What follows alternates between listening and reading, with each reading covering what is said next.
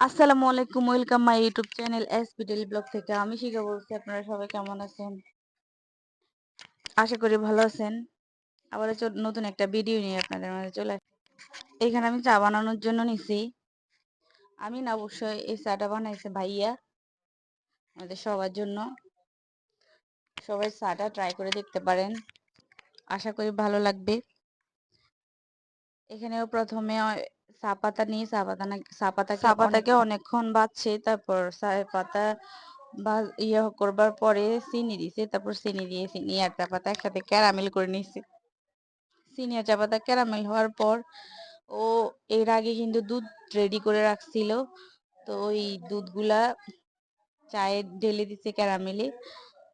তারপর দেখতেই তো পাচ্ছেন, তো চাটা অনেক মজা ছিল। আমরা সবাই, অবশ্য আপু খাইতে পারে নাই, বাট আমার কাছে, আমুর কাছে, ভাইয়ের কাছে অনেক মজা লাগছে।